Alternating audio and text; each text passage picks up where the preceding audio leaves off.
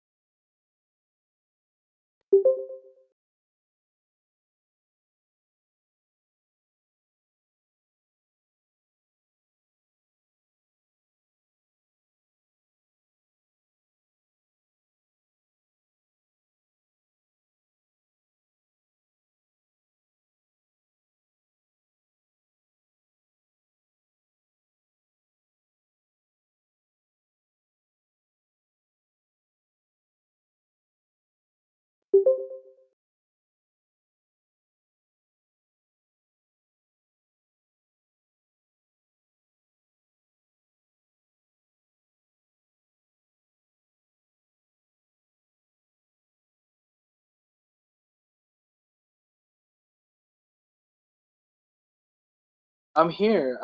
So yeah, I'm doing the classes. Like I just turn off. Yeah, I just turn on my tablet. So I'm gonna be do the class on my tablet. I'm gonna be work.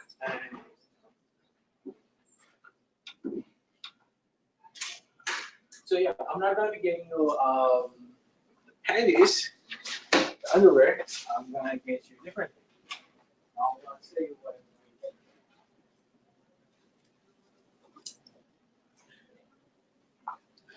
It's so funny that I'm asking you what I'm gonna give it to you.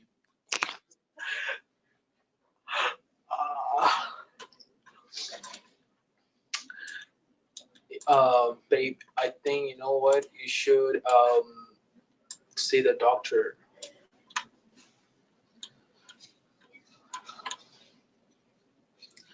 You are thinking from like last week, like 2 weeks. You should go to the doctor because it's really bad right now. You are not feeling well.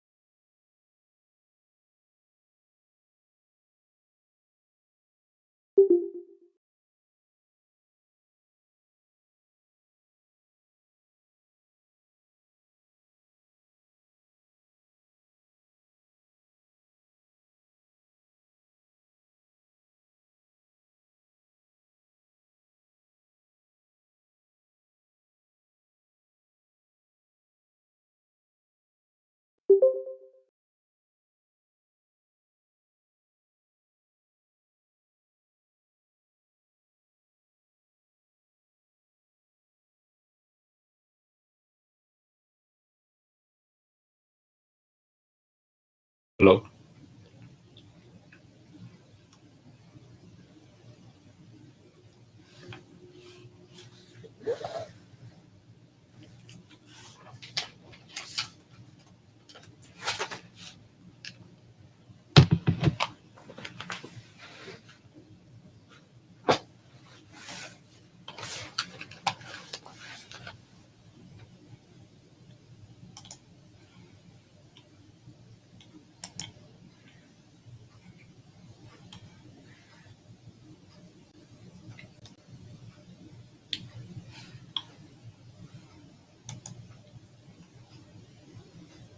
Hi everyone.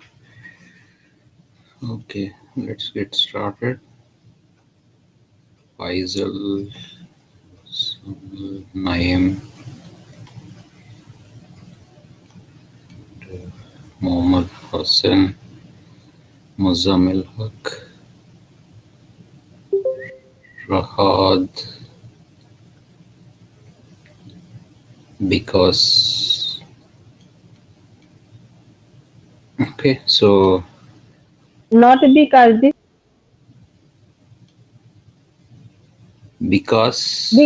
Shukla, okay? I connect a separate machine, Shangam. okay, because that's Okay? fine. Okay. Fine. Okay, so looks like everyone joined, or should we wait for more guys to join?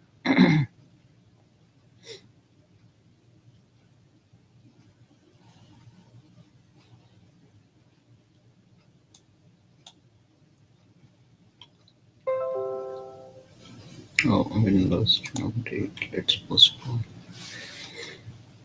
Okay, so I guess let's get started. So everyone can see my screen, I guess. Yes, Shangam, yes. Okay, thanks. Okay, so last class on Sunday in demo, I have taught about the important concepts of software testing, which is SDLC, software development lifecycle, right? So we will go through the same again, just to reiterate or recapitulate and continue from there. Okay. And meanwhile, if you have any questions, you can shoot. All right. So, okay. So I will ask few questions and see if you have understood them or not. What is testing, software testing? Anyone can reply. And there are no right or wrong answers, so you can reply without any hesitation. So software testing is actually verify and validate the data. Okay. Software testing is verify and validate the data. Okay, that's a good start. And what else? Who else? So let me just add something to it. It's correct, but we have to, completely define it. So it's not just validating the data. So it's just validating or verifying the objectives and properties. That's a broader definition. But let me reiterate. Software testing. Software testing mainly is done for defect, for catching the defects. So there is no standard definition. So let's discuss openly. Catching bugs or defects or issues, right? There is a difference, but we will talk about that later. So this is the main purpose, right? Testing, software testing, main goal. That is the goal. But if you talk about what is software testing, it is verification and validation of the application under test, which is also known as AUT, application under test. So this can be considered as a definition, but there are many definitions, so you can come up with any. Just make sure it's complete. So last I think somebody spoke, Muhammad. He said verifying the data, right? So data is very narrow term. So if I talk about application under test, everything comes under it, right?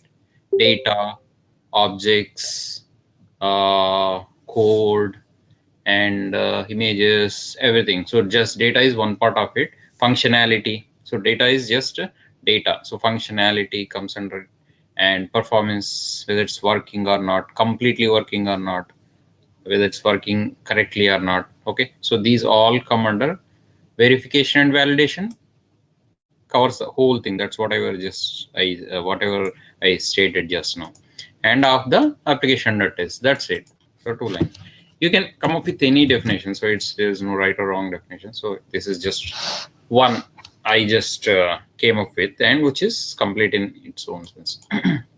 Okay, so in general sense, what is testing means, if you ask a child, if you give a child a pen, he will look for its properties. Okay, this is black, this is very lengthy, this is writing, this is not writing. Okay, so this means you're testing its properties and its functionalities. Properties in the sense, its color is a property, red is a property value, its height so and so inches, right? And its color of the ink, blue. And objective says it can write, poke, scratch, and he can make sure it's working or not, right? So if issues, in order to test the issues, in order to test it, he can come up with issues, if any. It's not necessary that it has any issues. And if it's not writing, he can point out that it cannot write, or it's bent, broken, or something, right? So this is just a simple form of testing. And this is the main interview question too. In some interviews, somebody asked the same. So it's not that it is a small question. So it's just you have to be ready with the answer. You have to just analyze it. You don't have to be ready. You just analyze it, analyze the question, and just give the right answer. Okay, primary purpose is, like I stated, it's to identify the problems. And final achievement is bug-free application. That's what the client expectation. Final achievement per client, right? He is expecting a bug-free application ultimately. So, and software testers' job is to deliver the quality software. So that's the promise, and you have to deliver, right? And there are like process. There is a process how to deliver, what to deliver, and when to deliver. That's what we are discussing as part of software development lifecycle, which is a broader term in the sense that everything related to the project comes under SDLC. Okay. Okay, so you can read about this technical and non-technical aspects. So business requirements and customer expectations are technical. Requirements, even though they are in English, like who works on requirements? Business analysts, right? So still it is technical. Non-technical is budget and cost. That is none of it is still our business, but we don't have to be concerned as much as the client is. And time. So schedule is also important. Can everyone see the screen properly, or should I increase the font size? Let me increase. I think 36 would be okay. Oh, this is too big, right? 36, 24. Yeah, 24 is okay, right? Everyone?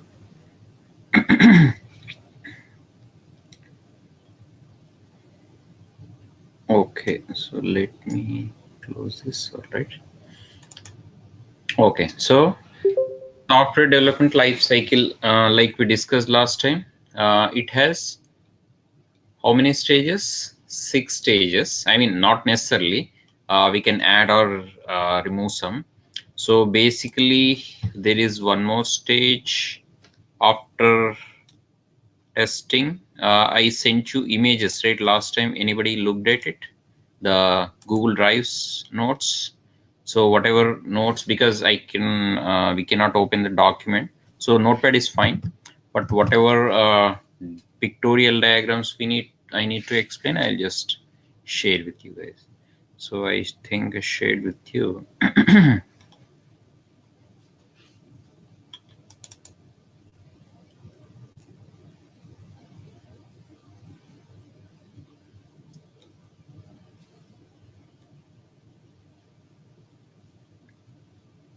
Okay, so that was in software testing material, right?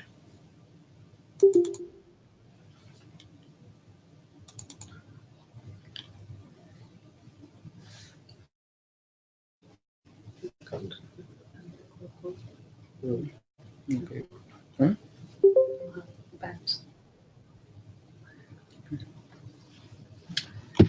Okay, so let it open. So requirement gathering is the first stage, like we discussed, right? What is it? Gathering the requirements. Who does it? Business analyst.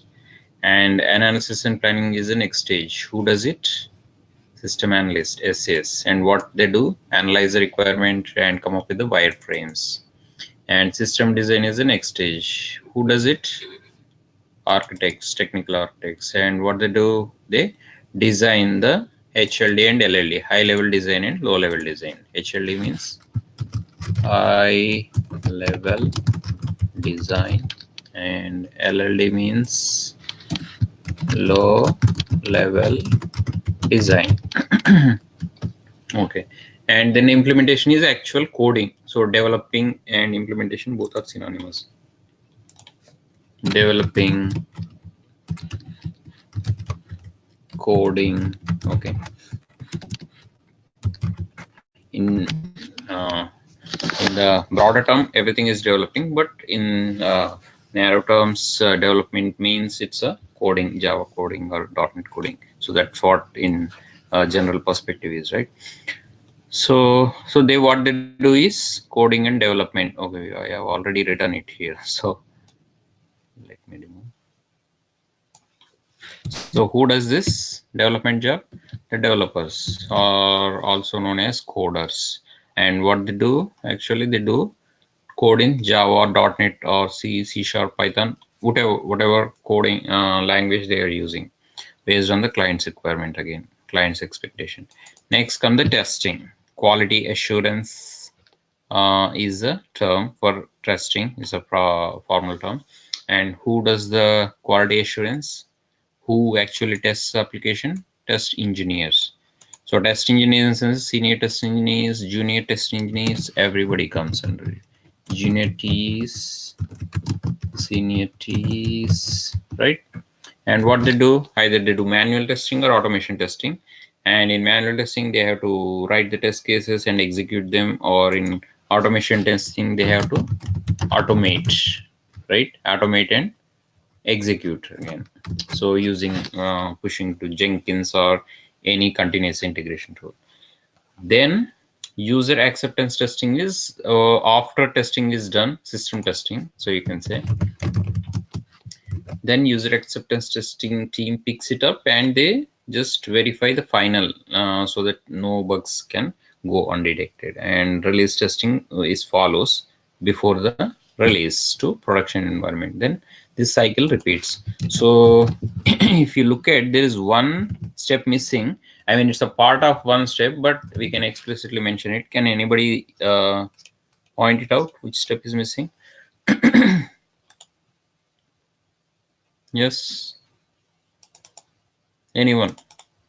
So there is one step missing between the development or implementation and system testing. What is it? I sent you one diagram, STLC phases, right? Let's open it. Okay, so this is a diagram, and more or less this is standard. So requirement gathering, then design. So requirement gathering and design has one more phase, analysis and planning, that comes under requirement only. So I am just explicitly stating everything. Then implementation, then testing, after testing deployment. So that after then maintenance. So after testing, deployment is a stage which we missed. That means deployment in the sense a code will be deployed to production environment, which is taken care by another term, another team. Which team it is? Can anybody guess? Infrastructure team actually deploys it. So their job is to deploy it in the production environment, right? So that actually is a 7th step, you can say. And I'm putting, then application is live. Production environment is the environment which is accessible by the general public or the whoever is intended target public, target end users. Then maintenance stage means it's just a repetition, because why maintenance stage? After the testing is done and it went into production, we can consider it done, right? The whole project is said to be done, but why not? So what is the primary purpose of maintenance stage? Why we are putting this? I mean, why to repeat this cycle? Anybody? So on maintenance, if we have any issues, like client have any issues to use the new software or new application, then we have to maintain. Or if there is a bug or finding, like if they find any bugs, we can actually have to repeat these ones, Right. update and release the version, new version. Correct. Yep, you're right. So new or updated requirements keep coming. They want to enhance, right? Enhance the application, and defect fixes. Okay, all these go into the next releases. So basically, the maintenance cycle takes care of releases. Releases 1.x, 1.1, 1.2, then comes 2.x, so and so forth, 4.x, right? So all these releases come. So this is the, you cannot say it's a never ending cycle, but it will end somewhere. But until then, it will go on. If you look at some applications like Google and Yahoo or whichever, they are never ending because the new requirements keep coming. So if you look at the same application 10 years back, it wasn't the same. So it wouldn't be the same after 10 years. So the new things keep coming because of the new technology. So that's a never ending cycle. But if you look at the I mean, a client with a limited budget, it has to end somewhere. So it will be like 2 years project or 3 years project, if that's what we hear, right? And that then it goes to the very limited maintenance stage, and only one developer or one tester and one deployment infrastructure team member and one technical architect, one project manager remains. That's it. 4 or 5 members just sit and just maintain. That is because they don't have any new requirements to come, and they don't want to spend too much money on the budget, right? So they are limited budget, they will end.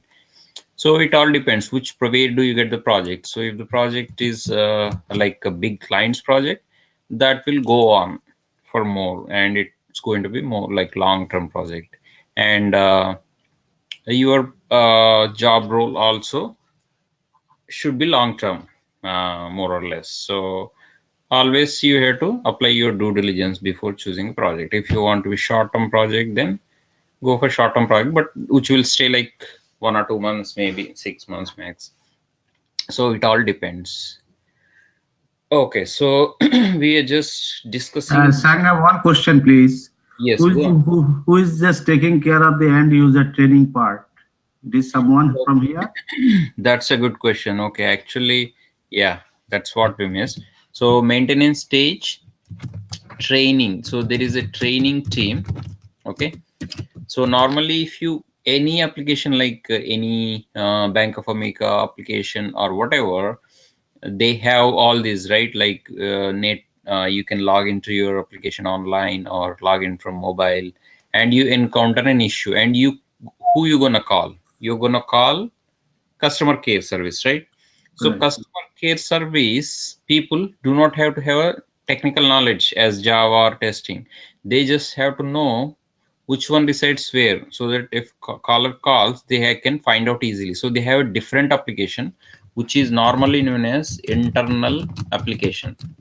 So what we see or what we access through the browser from outside is known as external application normally, but what they access is an internal application, which is basically much more like a SAP related, SAP developed, so which has small objects, and they don't have database knowledge. So all they have is just front end with full access or little limited access. They have different users, so admin, users, supervisor, and blah blah blah.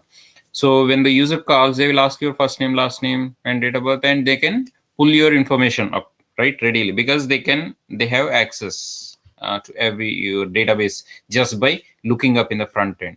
So they need training, right? So training team basically, which is a part of system testing or user acceptance testing team, mix of these guys. Okay, so they choose the internal customer care service people, and they train them by asking them to go through. So in order to train them, they need some data too. So they will ask system testing guys, especially performance testing guys, that yeah, we needed data. So performance testing guys actually can generate data in bulk, like thousands of sets of data, by just running the load runner or rational performance tester that is capable of generating that tool. So that data will be used by training team, who actually trains the internal application or customer care service. Customer care, what do you call customer care guys? Okay, so that's a good point. Training team takes care of it. Okay, any more questions? Did that answer your question? Thank you. Okay, so any more questions till now? Okay, so then let's jump to the requirement. I mean, what are the stages of, when do we go to this stage, who works on that stage, what is the process of that stage, and why they do it? Okay, so of each of these SDLC stages, let's look at them carefully, and you can just ask a question immediately whenever you have the question, because holding the question you might forget it. Okay, so let's talk about the deliverables. What are the deliverables? What exactly it means by deliverable? Deliverable is what you gonna deliver to the client. So you promise that you collect all those requirements from the client. I mean, you means, so we are talking about the BS, business analyst. So they are gonna sit with client, right? Client side people who know what they want. That's all they know. They want something. They know what they want. That's all. They don't have any technical knowledge. So business analyst team sits with them and jots down all the requirements. Okay, what do you want? Okay, just pure English conversation. So they jot them down, and they divide them into small requirements. Okay, they want login screen, and after login they want the user to go into their account, and okay, it has to maintain a session, so they have to use cookies, and they have to have option of going to transaction page, and should be able to make a transaction if you're talking about the financial application, and then log out. And there should be a customer care link also, or information who gonna call, and the customer care service people's I mean, their application should be so and so. And IVR is a new technology, right? Like if you call, IVR is a internet voice. Like if you call anyone, so some automated voice comes, right, automatically. So that is another application in itself. So that will be tested and thoroughly, so and so. So all these things will be jotted down by the business analyst people. So that's what they do. They work on the requirements, purely requirements. So they use different software like Rational Requisite Pro or Excel, right? There are different software. Rational Requisite.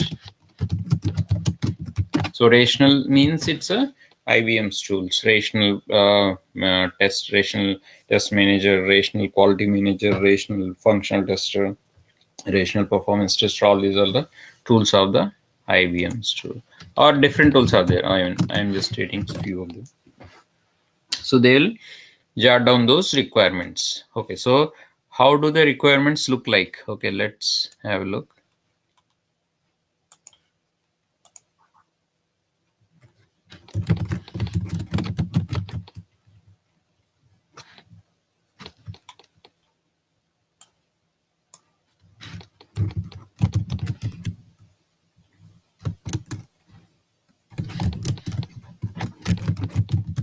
Business analysts.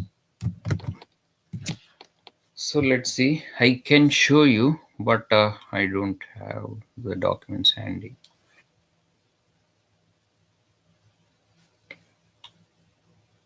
Sample. Okay, every time I have to sample, that will pull up the sample ones. Business analyst, what requirements do the business analyst sample writing guide 9 important requirements written by business analysts. Tableau is a tool. Maybe what 9 important documents. Okay, so this is just for your information only, because you are not going to write the requirements. So if you get them,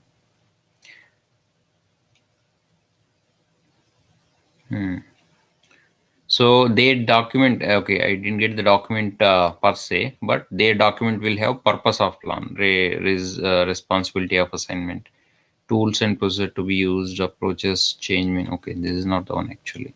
Okay, so instead of going through this, I'll just state right here. That's better.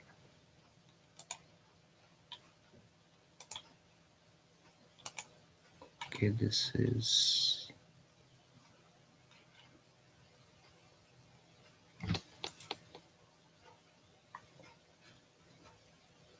okay. All right. So if I open too many windows, it's not working. Okay, so business requirements, I mean, I just wanted to show you, but that's okay. So they will have requirement ID and requirement description. Okay, so this is how it goes, and they can have select data if any used, right? Data or any screens if they want to have. Okay, so all these ideas will be jotted down. So example will be if valid user ID and valid password are provided, the login should be successful. Let's say that's a requirement ID. So requirement IDs are important in the sense that they should be maintained by other teams so that they can map their own like development code or test cases to the requirements. So these are the basis of the whole project, in the sense that if the requirements, in order to meet the requirements, the developer has to develop the application which meets the requirement, and the tester has to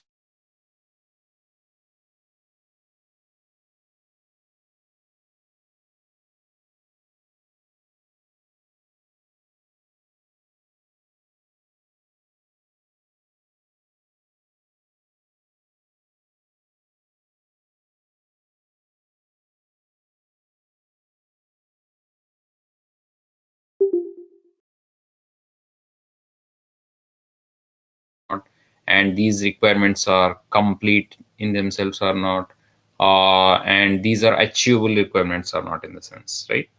So the checklist is part of every team, so they just want to make sure. And walkthroughs, they will also go through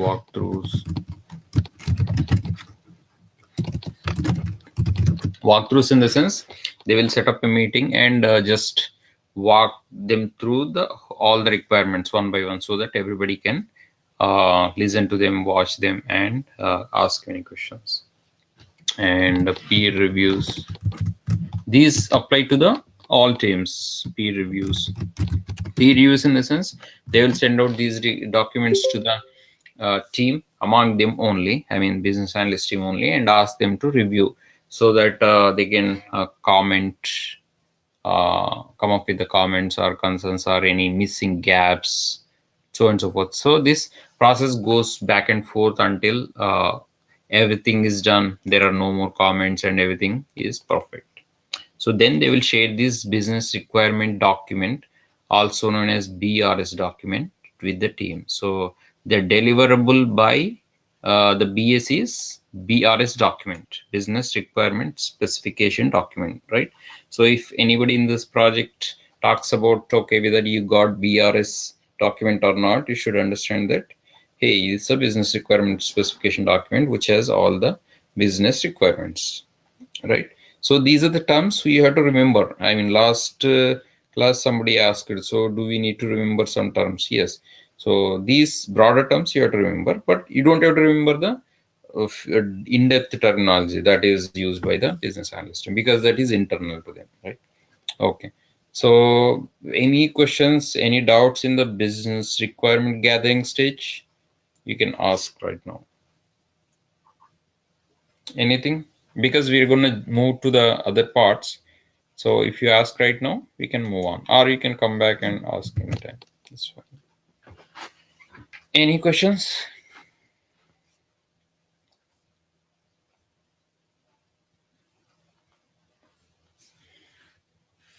Okay, I'll consider it no. So you understood everything. So I'll come back and ask questions on this. So you should be ready.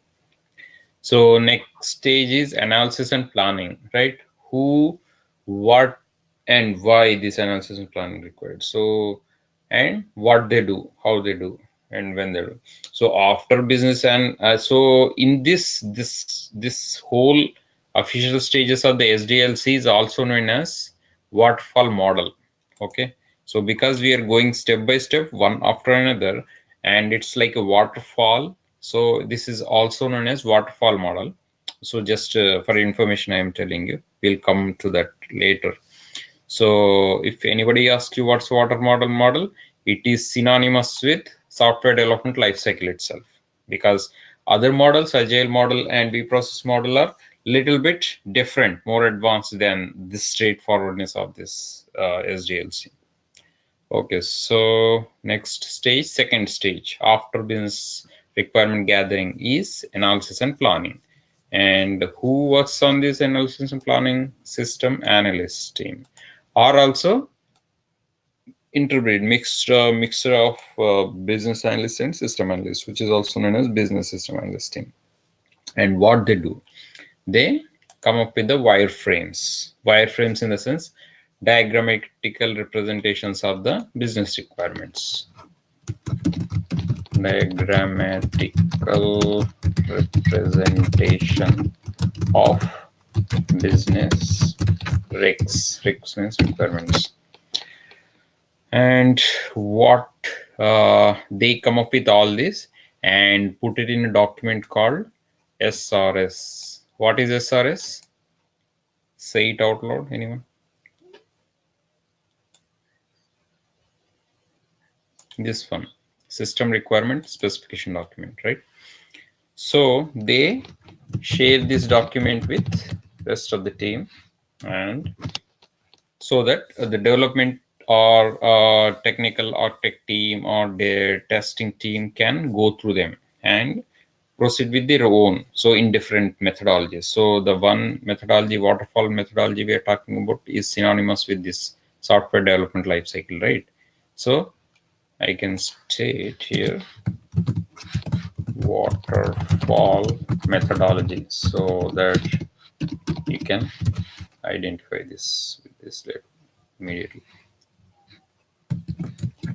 So waterfall methodology is the sequential steps of the software development lifecycle itself, in the sense that until the requirement gathering is not complete, the analysis and planning wouldn't start. So they have to wait. Analysis and planning team has to wait until the requirement gathering is done, and until this analysis and planning, until wireframes are ready, system design won't start. That means technical architects have to wait until high-level design documents and low-level design documents are ready.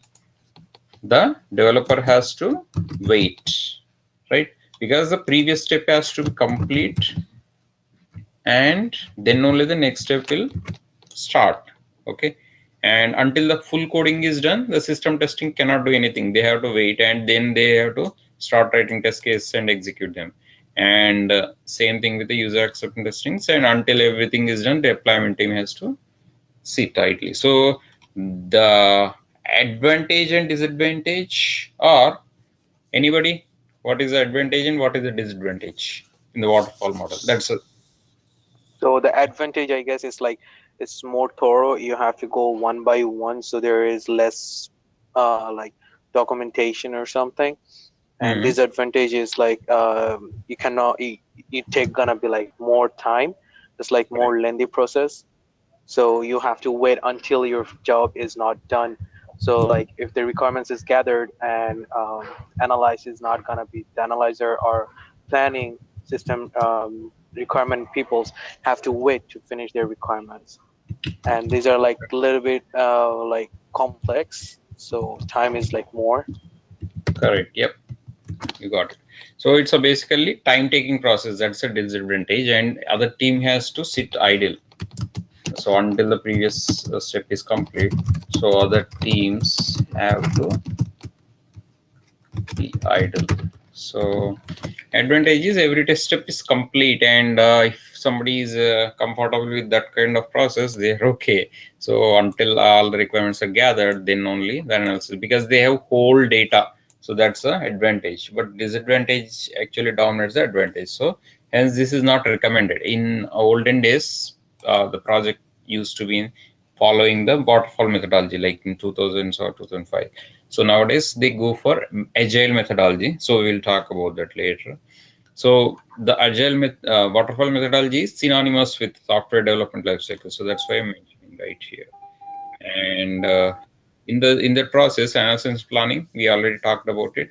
Business system analyst team or business system analyst team comes up with the wireframes, and they call it a system requirement specification document, SRS, and they forward it to the other teams, including these teams. So the walkthroughs happen, inspections happen, peer reviews happen. Peer reviews actually be concluded in approvals, okay, until approval. So initially they will have comments and suggestions.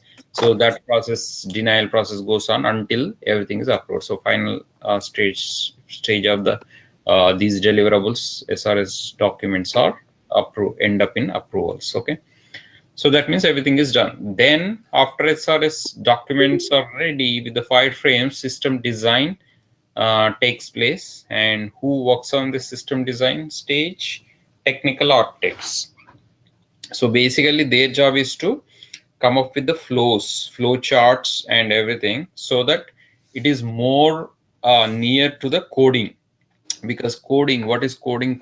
The coding, they have to mention, they have to declare some variables and they have to write some functions. So function will have some logic. So logic in the sense, if this happens, do that. If that happens, do something else. If something else happens, do something else, the blah blah blah. And you repeat this process using for loop or while loop or do while loops. This is all it is. So the same step-by-step procedure will be defined in the more flow manner, I mean diagrammatical, but it's a flow chart. That's why we call it a flow chart. So they work on flow chart, high level design and low level design. So it's more like what flow chart. So high level design in the sense, it's a big picture. It shows complete project architecture in one single page. I mean, big page. If you take a printout in most of the project areas, it will fill up whole wall, big wall. So I mean, they take printout with a big printers. So it will show the overall architecture, complete picture, big picture. If you look at it, you will know completely where the starting point is and where the ending point is, right? I mean, this is just an example though. So if you look at it, let me just if we have any high level design flow. It's going to Yahoo. Okay, anyway, it doesn't matter.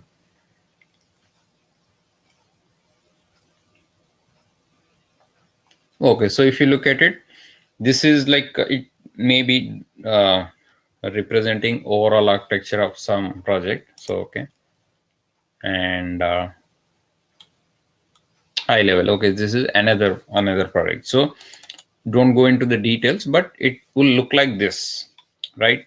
And it is not as simple as this, but it will be bigger. Like I said, it will fill the whole wall if you take a printout. So basically, it will show all the flows from where to where with the arrows and dotted arrows or solid arrows and stuff like that. And we have already discussed what it represents and what. So the diagonal or diamond shape object represents decision making thing, and this square represents data, and starting position is represented by oval, and stops in same thing, oval and data, and arrows where basically represent where to where the flows are going. So you just need to understand that. And so likewise this, and low level design actually represents the internal architecture of the each module. So each module, in the sense, if there are a couple of modules in any project, right? Login module, mail module, chart module, if you're talking about the matrimonial side. And if the login module has to be defined completely in the low level design, because that's where the actual coding happens. The big picture high level design is just for understanding for the non-technical guys and all teams, but developers actually would need the low level design because they have to work on a micro level in that particular module. So that will be in the low level design document or LLD.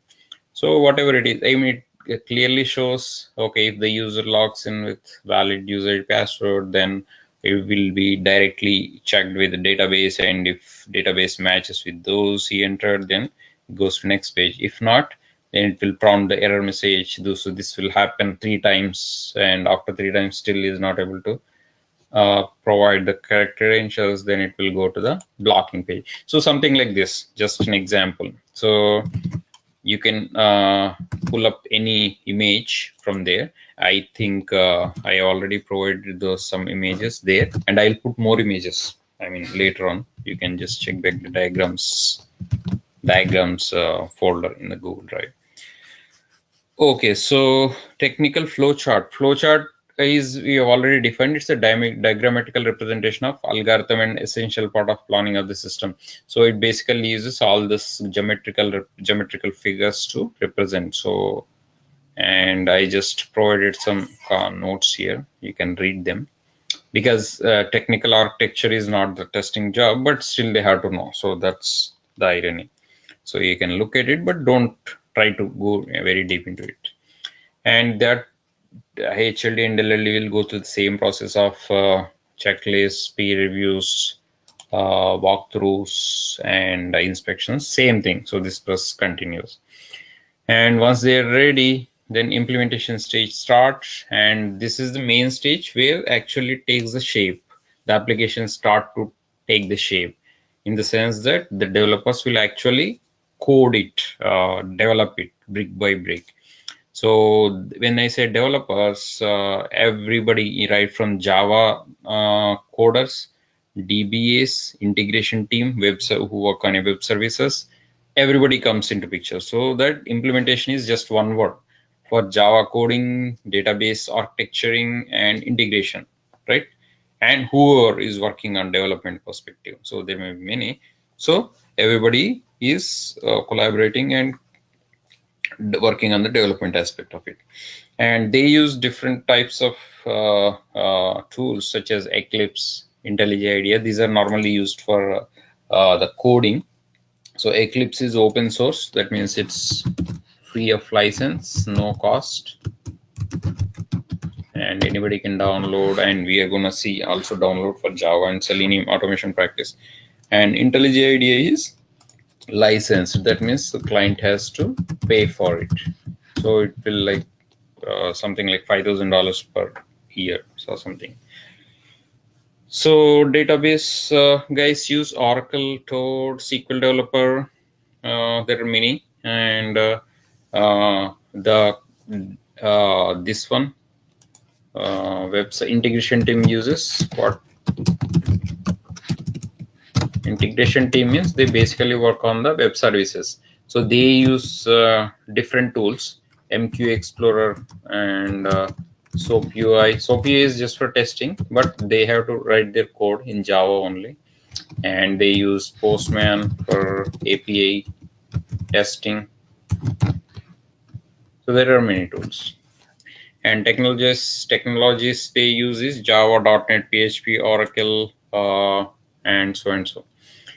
And they do their own testing also, because once they code, they have to check the code is working or not in terms of how it is behaving, without having to go to the actual application, just for the code testing, which is known as the unit testing. So like the name suggests, unit is a single component, right?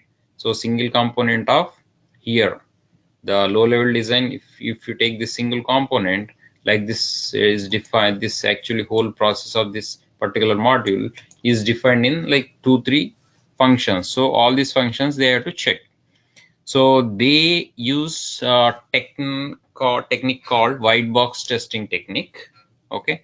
So when in the interview or somewhere somebody asks who uses white box testing techniques and why they use, where they use, what are they, then you should say that developers use white box testing techniques to perform the unit testing. Okay, it's a test technique to debug their own code that they have written.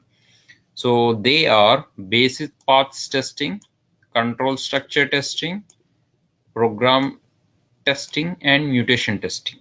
Okay, so just need to understand them, but do not worry if you do not understand completely, that is fine too, because this is not the testing that we do as a tester. So basis paths testing is to check whether the program is running or not. So it is simple, run. They open the Eclipse and just run the program, and if it is working, the function is working, the basis path testing is set to be passed. So likewise, control structure testing, like the name suggests, to check whether the program is running correctly or not. Just running or not is one thing, running correctly or not is other. So it has to run correctly too, not providing the wrong output. So right outputs are important. So then it passes or fails, so accordingly they will retest or so and so. And program testing is to check whether the program is running correctly and falsely or not. Okay, so correctly and falsely means if they provide correct data, correct input, then it has to run correctly. If they provide wrong data, or if they don't provide data, not null, must, if they have some check, and if they are not providing any data, that also is false. So okay, it's not falsely, falsely. Okay, so that is determined in the program testing. And mutation testing, like the name suggests, mutation means changing something, like the mutants, right? So to check whether the program is not running correctly when they provide the wrong coding. So they intentionally change something in the code and see if it is not working correctly. So that is like a negative testing. So that is done by mutation testing. So they will adopt all these techniques in the white box testing technique, which is known as, and then they said to they can say, hey, the coding is done. All right. So integration testing is for developers only. It's not system integration testing. System testing and system integration testing, when you mention system, it's related to testing team. So integration team has their own this thing, right? So integration team works on the overall integration between the interconnectivity between the modules, that is the integration. So their job is to verify completeness and correctness between the modules. So like we said, the each module low level design is performed, right? Then the login module, there is another chart module, and that is defined correctly, and matrimonial module, logout module, transaction module, and how the flow occurs between this module. After login, they have to go to accounts module, and if account module is working fine by itself and login module is working fine by itself, but after successful login, it's not going to accounts module. So the interconnectivity is missing. You know what I'm saying? So that interconnectivity is important in the integration testing. So that is taken care by three or four different approaches, which is known as top-down approach. So like we discussed in the last time, top-down approach in the sense, if you take any website, there is a home page, and that is called main module, right? And all the submodules like Yahoo page you can go to mail, or you can go to entertainment, you can go to movies, you can go to IM, instant messaging, and you can go to sports, all these, right? These are submodules. And main module is complete, but submodules or some of the submodules are not complete. Then they will write temporary shell scripts. SH means shell script for that particular module, which is actually not been developed fully or partially, and they will call them as stubs. So basically these are handy for our own testing team so that they can get going with the testing. And bottom-up approach is to fill the gap of main module not being present with the driver, and that will fill the gap. And hybrid approach is the main module is not ready, some of the submodules are not ready, then they will replace main with the driver and subs with the subs with the submodules are replaced by what? Shell script. What are they known as? Stubs. And system approach is all modules must be finished. This is like a standard. So you cannot start in the waterfall model until all the modules are ready, and the interconnectivity between all the modules are ready too. So there is no other option but to wait in the system approach. And then system testing starts. And who does the system testing? Testing team. And what their job is to verify the customer requirements in terms of functionality using some techniques which are known as black box testing techniques or closed box testing techniques. So it's popularly known as black box because every flight has black box, and if the flight meets with an accident, ultimately the search team goes and finds out the black box, right? So black box is something which is closed. Until you open it, you don't know what it is, what's inside it. So once they open it, they will find the information about how the accident occurred and stuff like that, right? So same thing is used in the system testing, because until the testing is done, you don't know what the application is in store for, right? So you don't know. You don't know in the sense that you don't know the coding. It's totally encapsulated using the OOPS concept, object-oriented programming, right? So the developers know the coding, where everything coded, how they written the functions and everything, how the logic is. But the testers do not know and not supposed to know the coding, because they have to think from their own perspective, from the logic perspective, testing perspective only. So that's why they say it's the developers have tunnel vision.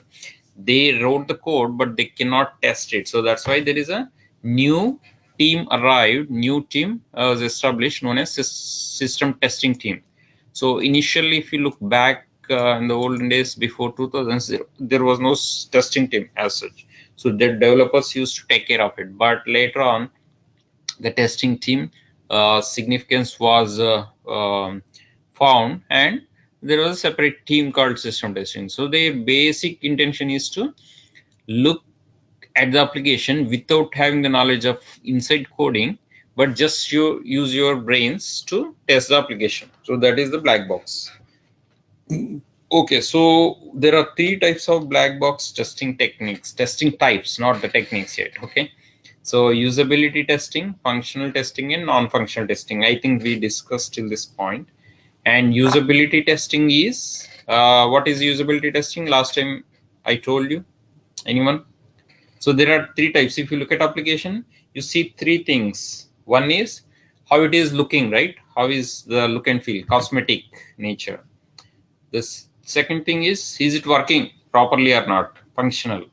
And third thing is it is working faster or not. That's what you see, right? Three things you see every time if you look at a application. So usability testing primarily focuses on what aspect of the application?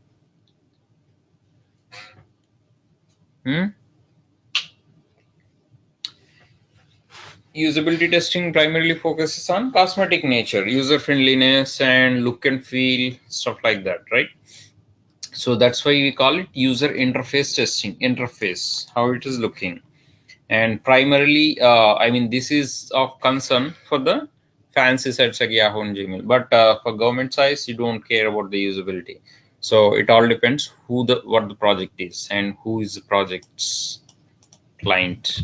And okay, so this involves two things: look and feel and manual support also. Manual support in the sense, if you buy any product, that comes with the manual, user manual, right? So likewise, the software is also product at the end of the day. So that also should come with the manual. I mean, you don't need manual because nowadays everything is common sense. So back in the day, they used to have manuals too, how to go and stuff like that. Even for the Windows 98, if you look at it, they used to have how to open the folder and how to create a file. Nowadays, it's very common because everybody starts using. So, but there should be a help document in case it is required. So those things, the presence or non-presence of them will be tested in the usability testing only. And the documents will basically be written by technical writers. That is a separate team, and they will make sure everything is correct and English is typographical. There are no mistakes, and alignment and bullet points. Everything is prepared in a like a proper book format. Whatever, if you look at the proper book, how it will be in the same sense, the document, the manual document should be same too. I mean, it should be mostly understood with the writing English and the captions and diagrams and tables and all those.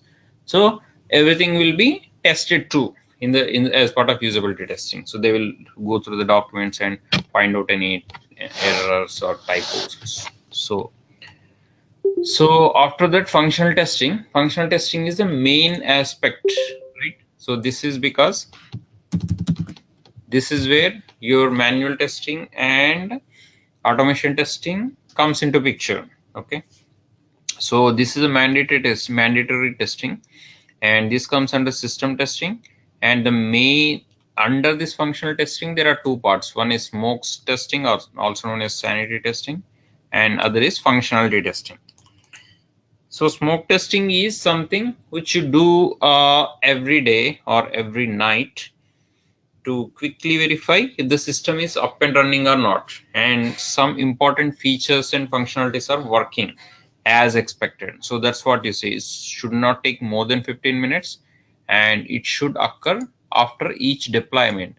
So mostly when you say it's a deployment, every day we have deployments, so which are called dot releases.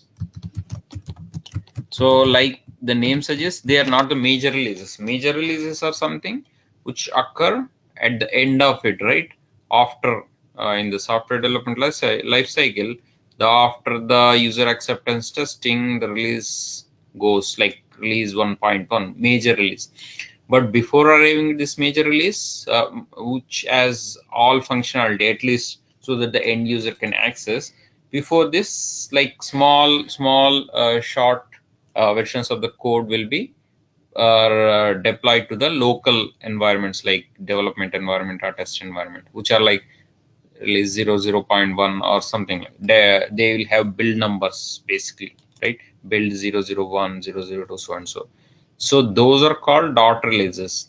So after each of those deployments, a quick testing must occur to check whether they are whatever functionalities are working.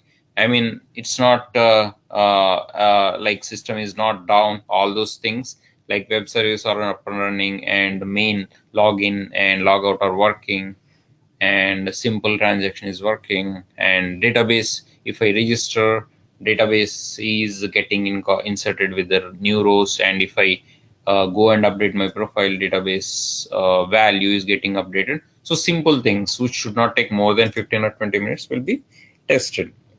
So that is called smoke testing or sanity testing. And mostly because it's done overnight, the automation thing comes into picture, because nighttime nobody wakes up and runs, because in the morning if somebody gets delayed, we don't want to get delayed, so that manual testing team comes and tests it, and which takes like 10 o'clock, so nobody wants it, so they'll go for automation, automated this smoke testing. So that's where my automation team comes into picture when smoke testing comes. And functionality testing is main part, because this is where all the manual testing team writes the test cases for. So so that to verify the project functionalities with below coverages.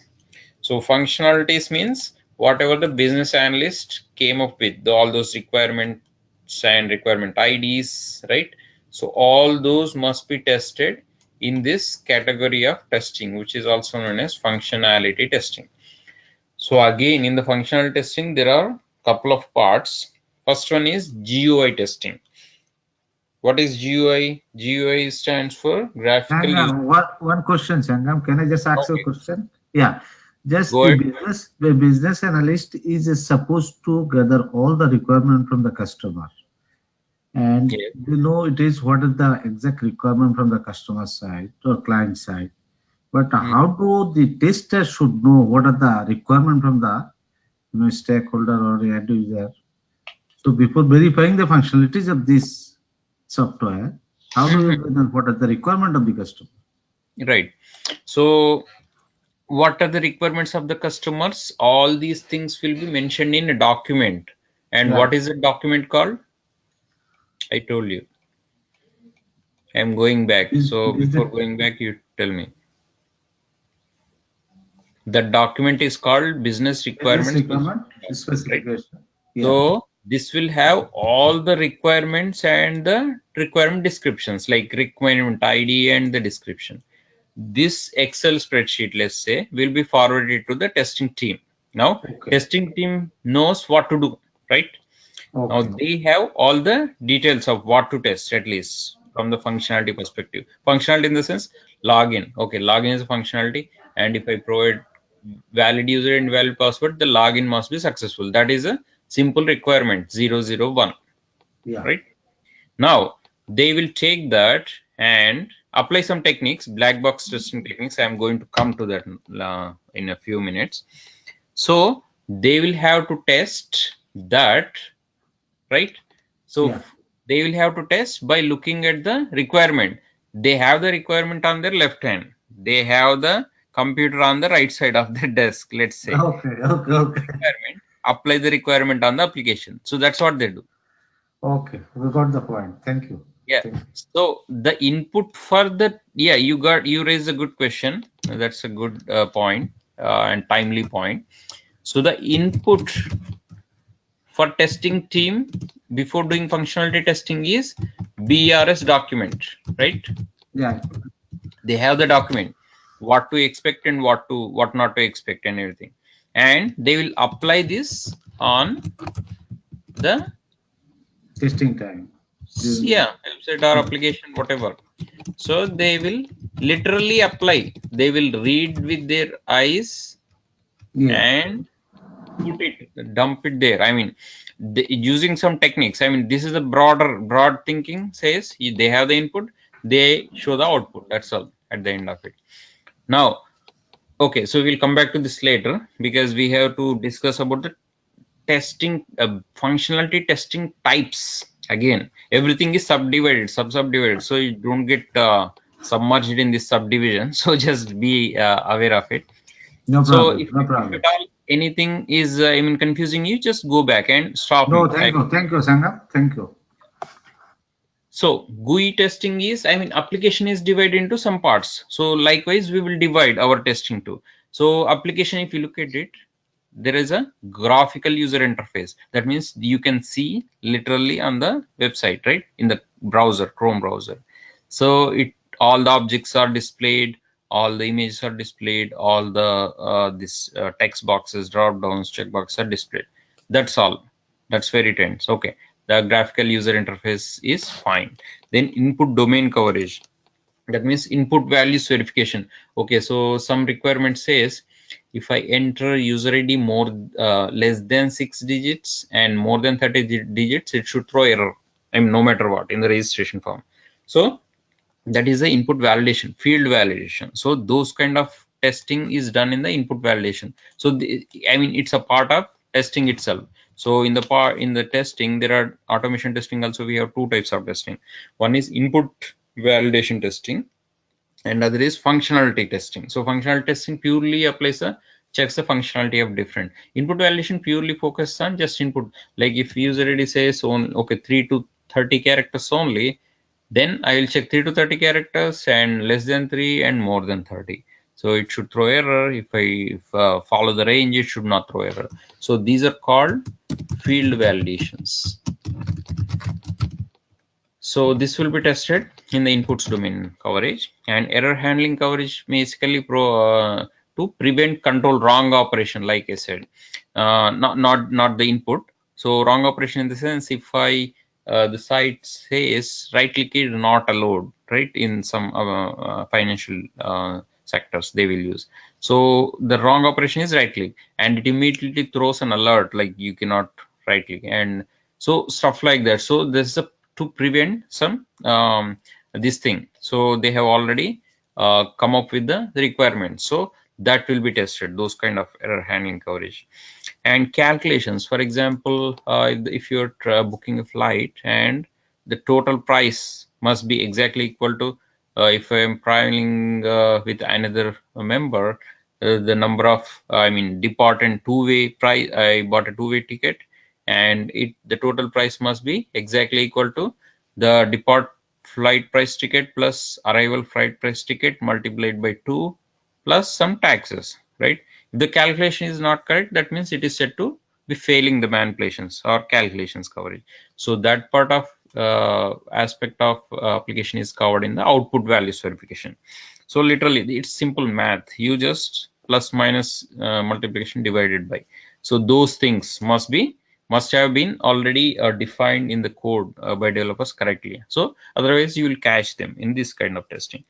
And backend testing or database testing is like you log into database and you do the registration from front end, and that requirement says after registration a database table called user table must be populated with all the user information whatever is input in the registration form. So that's a requirement. Now you do the same thing in testing. You really register yourself and log into database and check field by field exactly it is appearing in database or not. Okay, so that is a database testing. And order of functionality, to verify order of features, like forgot password and sign up is not possible. So before sign up you display forgot password, which is impossible. So in order to forgot password, you have to sign up in the first place. So if you actually provide forgot password in the sign up page, which is wrong order. So those kind of defects you catch in this kind of testing. And regression testing is important as far as the manual testing or automation testing is concerned, in the sense that so you in detail test each and every requirement in the regression testing, like step by step, to verify the existing functionality is not broken. So after release, you actually go to the next release, right? And defects are being fixed, and you validated the defects perfectly. So apart from defects, because the developer has fixed some defects, you want to check whether the existing functionality is not broken because of these defect fixes. So that type of testing is known as regression testing. So you write all the test cases, like 200 300 test cases in detail in the regression testing suite. And because it's a very elaborated or end-to-end testing, which is also known as end-to-end testing, you have to follow some techniques. You cannot just write those test cases because it's going to take a lot of time or a lot of man hours, right? So those kind of techniques are known as black box testing techniques. So white box testing techniques are followed in the unit testing by the developer for the code testing, whereas black box testing techniques are followed by the tester after the coding, but in our even before writing the test cases. So this is for writing test cases. Okay, executing is just easy. You just read the test step and just blindly you apply in the application. That's anybody can do. So but writing test cases is very important, and that has to follow some guidelines which are known as black box testing techniques. So this is important for test case design or writing. So I'll just say writing. Okay, so I will state these one by one and we will discuss, and you have to write the test cases and actually. Okay, so that will be shown in the next lab session, that lab session, which actually you will see the test case writing in detail. And I will also forward some documents here. I think I will show you. Okay, it's not open. That's fine. So boundary value, theoretically I will discuss and practically I will show you. So one is boundary value analysis. So okay, boundary value. Now I think I discussed this later. This for the previous batch. Okay, so I will discuss quickly here and we will discuss in elaborated manner later. So boundary value analysis is, like the name suggests, I'll put it here itself. So you check the boundary values. Okay, so example is user ID field. The requirement says user ID field must lie within the range of 6 to 30 characters. Okay, that's a requirement. Now boundary value analysis, I have to follow the simple technique. Okay, the minimum value for that is, let's say, 6 and max is 30. Okay, so if I look at it, if I test all permutations and combinations, it will take whole lot of time, right? So I have to start with even one. Okay, for one character user ID is working, no. Okay, then that's pass. If it is working, fail. Okay, 2, 3, 4, 5, 6, it should work. If it is not working, fail. It is working, pass. 7, 8, 9, 10, 11, 12, 13, 14 until 30. Okay, now it doesn't stop at 30. Again I have to go to 31, 32 until 100, or no matter. Okay, you keep going. So it's never ending story, right? So you have to stop at somewhere. So then the boundary value analysis, or BVA in short, comes into picture. So that says, okay, this is just an example, so don't go with the example. So we'll put the example later.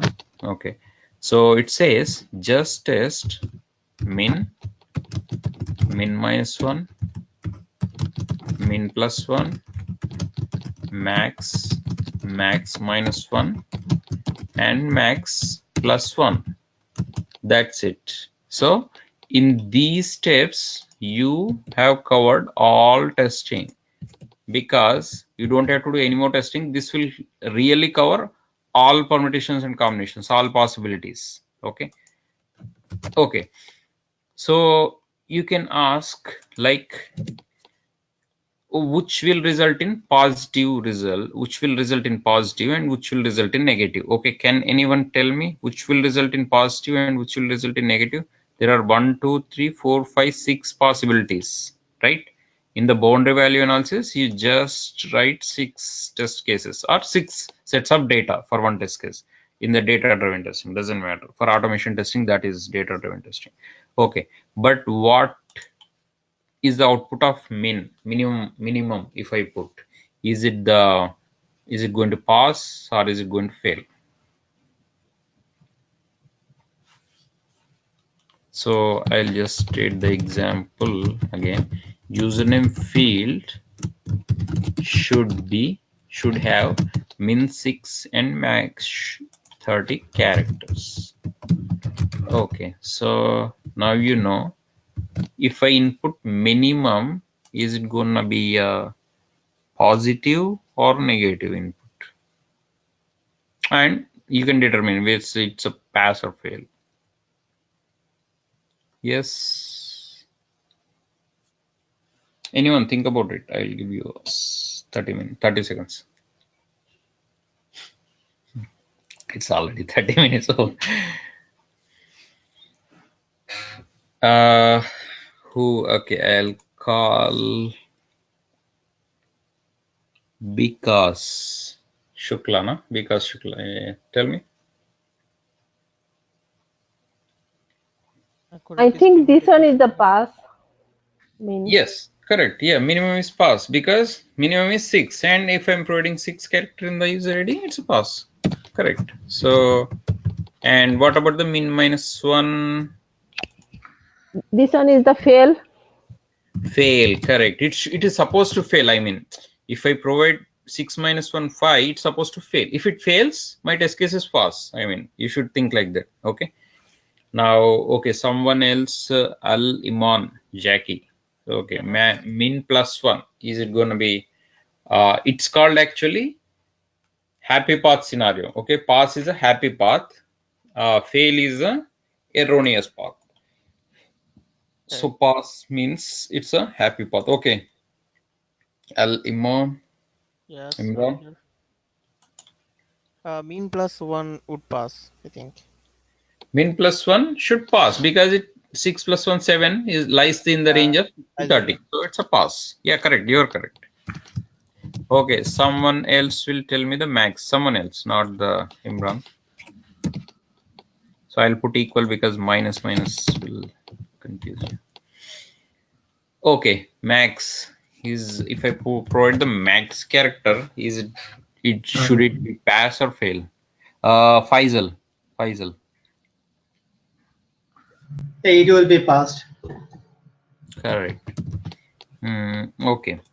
Min Noor will tell max minus 1 is supposed to pass or fail.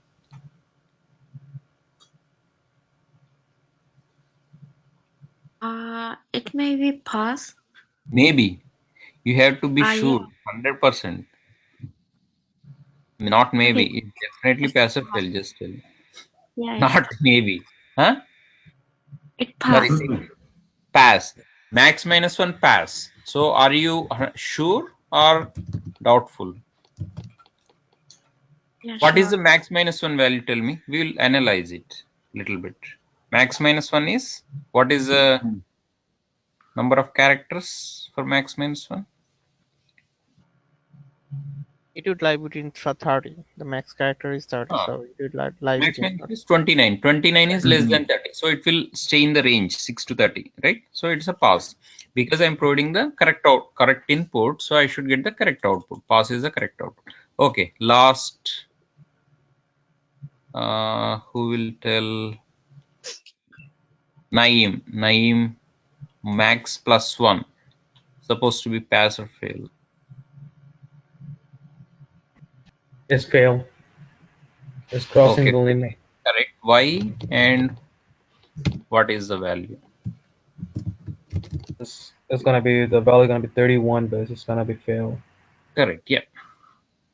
Absolutely correct. So this is the technique. So you follow it to the core. Whenever something like this input range field validation requirement comes, then you just follow this. Only 6 test cases are 1 test case with the 6 sets of data in automation and manual testing. Okay, that's understood. We will discuss about this more, and you will see these examples in the lab session also, actual writing test cases with these techniques. Okay, so we will end the session in another 7 minutes. So just I'll complete this only. So equivalence class partitioning. So equivalence class partitioning comes into picture. It's also known as ECP in short. It comes into picture when you have to deal with the type of characters. These are the number of characters, right? Now these are the number of characters. Now example I will give you. Okay, username should have alpha-numeric chars, means characters only. Okay, so that's a requirement, right? I'm talking about example means requirement. Okay, let's say in terms of if you talk about requirements, this is a requirement 001. It won't be like this. It will be something like reg r EA001, whatever convention, naming convention is followed by the team. So I'm just putting this is requirement 002. Now you have a requirement, you have to test it. Simple as that.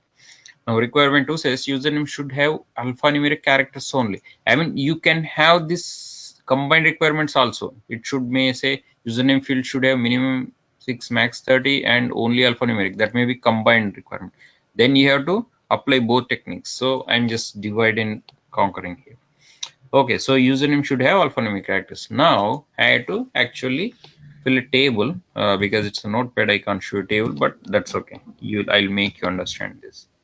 So alphanumeric in the sense first alphabets. Okay, so we'll talk about A to Z, small case. Okay, and capital A to capital Z, capital case, and 0 to 9 is the numbers, because 0 to 9 covers everything, including 1000, 1 million, 1 billion, whatever combination of zeros, 9.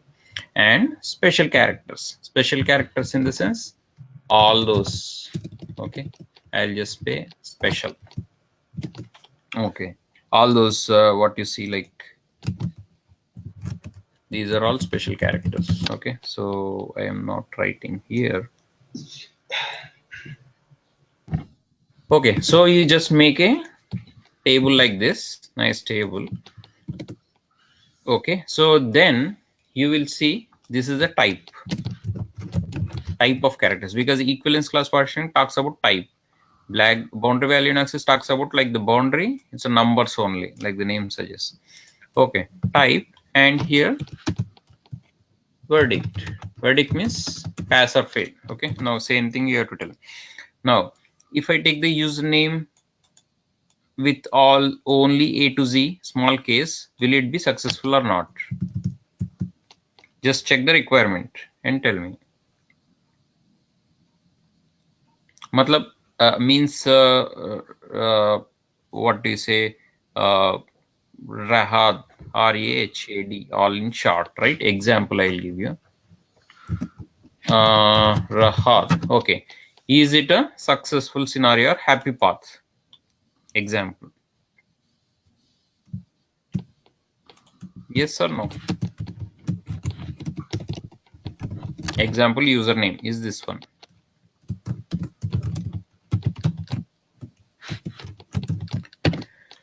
Okay, so I'll check. Username should have alphanumeric characters only. It doesn't specify small case or uppercase or lowercase, right? So lowercase is allowed unless otherwise specified. It doesn't specify explicitly. So I'll have to take it for all cases. If it says should have only lowercase, which is highly unlikely, nobody says lowercase, because if you go to Google, you can pretty much register with any case. It doesn't matter. I mean, case doesn't matter actually. So this is the pass scenario, right? So I'll say pass. Okay, so now second one, anyone? Capital in the sense I will have mix, not mix also, but I'll call, okay, like this. Is it allowed as per the requirement? Yes, allowed, right? Okay, numbers are okay. Now let me take numbers 1, 2, 3, 4, or any combination of it. You can take any combination. You can also have mix and match here, because this type says it has, but okay, just for the simplicity I'm taking only numbers, or we can say R1, 2, 3. Okay, is it a pass scenario? I mean, if I provide this username, is it going to be allowed or not? Throw the error or not? So it's a pass because I am saying alphanumeric. So numerals are allowed. So it is just checked against the requirement and it says yes. So I'll take it, right? Now special characters, I'll give you an example and you tell me. This is the last, so you have to tell me. Now I'll say okay, so is it a valid user ID per the requirement? Yes, I have to call Mim Noor. Can you tell me what is its result? Yeah, it's pass. Cause Pass. Okay, why? Why? Okay, let's say it's pass. Why? And how you're saying it's pass? Can you tell me? Cause Read the requirement. Read the requirement clearly. All you have to do is read the requirement. okay, username should have alphanumeric. Alphanumeric is one word. Okay. Okay. Just for the sake of simplicity, okay. Say alphanumeric characters only. Chars means characters in Okay. software terminology. Okay. Now the example. Check the example against this requirement. That's all you have to do. So is it meeting the requirement or not? Yeah, it's meeting the requirement. Okay. So let's ask. Okay. RUSSEL is meme correct, or if not, why she is not correct? RUSSEL, are you on? Are you speaking on mute? She is not correct because you said only for alphanumeric. We need only for numeric field and character field, not a special Right. character. Yeah. Yeah, correct. Because is correct. So at the rate is a special character, right?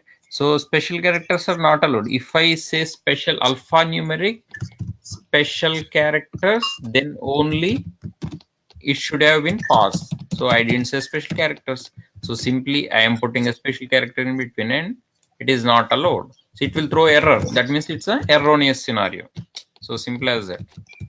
So always the bottom line is read the requirement and check against it. So I will put all this in the test case. With this I will test, with this test, with this test pass, and with this it has to fail. That's my expectation. I mean, in the test case I will have expected column also. So I'll just show you in the moment. And cause and effect is if something is done, something happens. Okay. Analysis, cause and effect analysis. If this is done, this is inputted, this will happen. So it's an intrinsic part of this. So no need to explicitly test this. So every time you test implicitly cause and effect only. And cause and effect graphing is also same if the graphing. And error guessing, you just guess. It's an educated guess thing.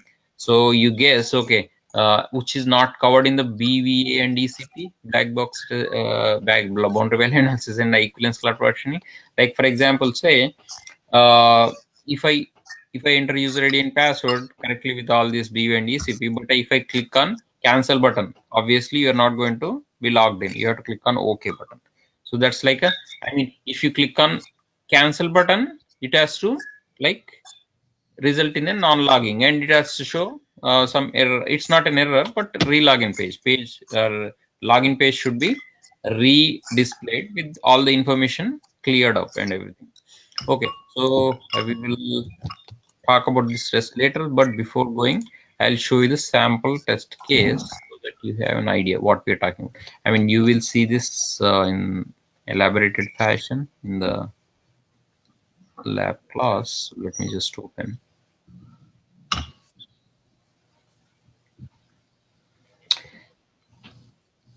Everybody has this document because I shared in the Google Drive, so you can check software testing material. Everybody got the access, right? Because I gave access to everyone. Did everyone get access? Got access to this folder? Yes. Okay, I will just quickly show you this document and you can go through, and the homework will be to come up with some Same user ID. I'll give quickly the homework before it opens. And so just write, do not write test cases yet, but just write equivalence class partitioning and boundary value analysis. Okay, this thing for this requirement.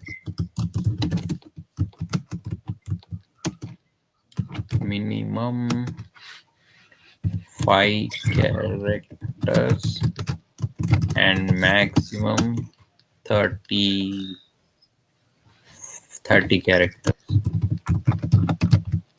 with alpha-numeric and special having at least one capital letter. Okay, that's the requirement. Let's say number 003. Okay, now normally you don't have spaces, either you have underscore or okay. So you have to come up, do not worry about the test case, just write BVA and ECP. Okay, just like this, min max minus 1, this thing and this thing you have to write. And okay, and you can be ready for the next class, and or you can send me in the email. So that is your homework, simple homework, so it's not very complicated.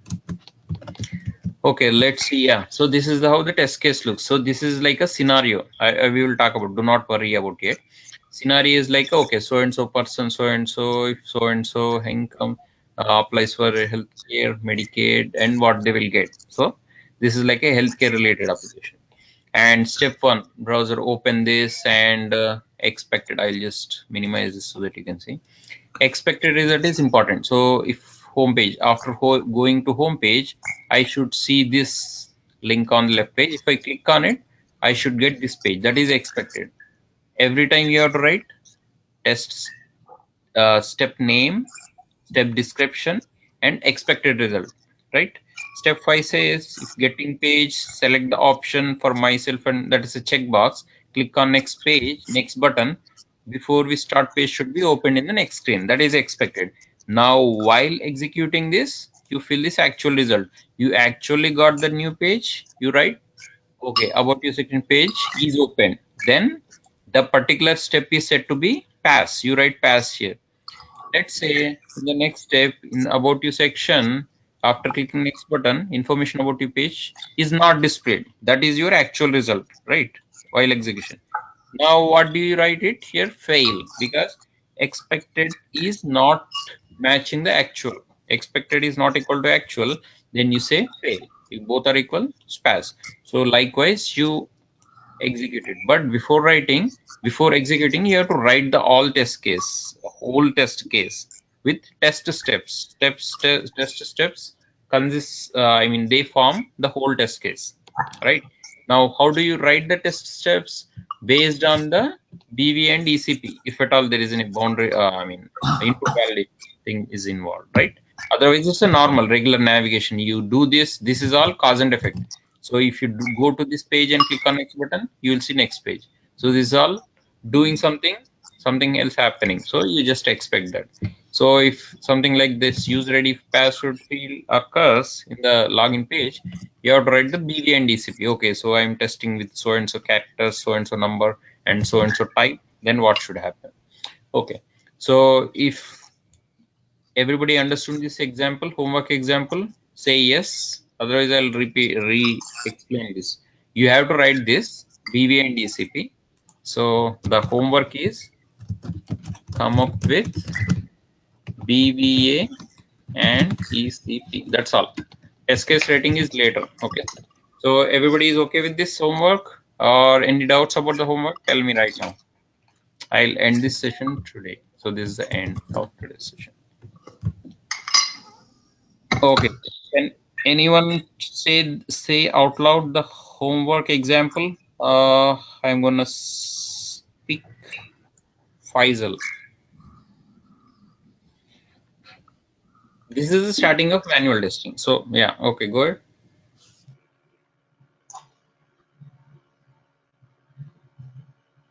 Yes, hello. Yeah, yes. Speak Which one? the homework. The kind of homework you just provided? No.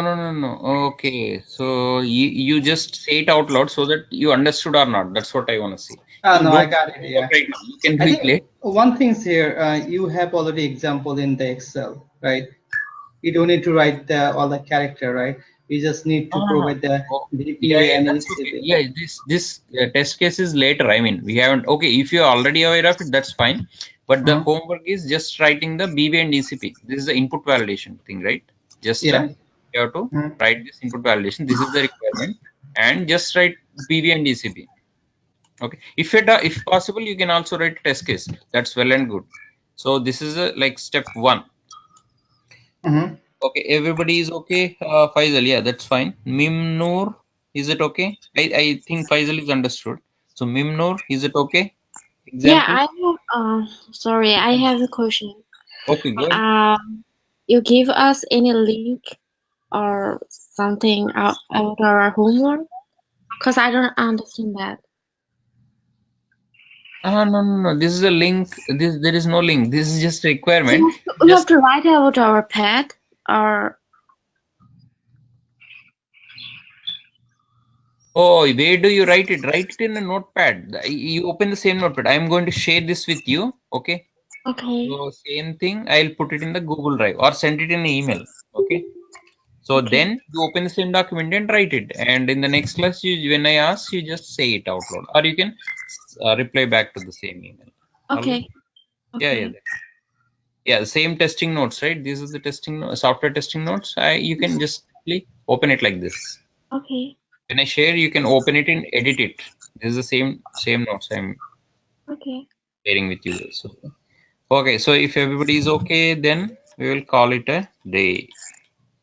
All right, guys. Good night, and yeah, just do the homework. Next session will be on Thursday. Okay. Chalo. Good night. Bye bye.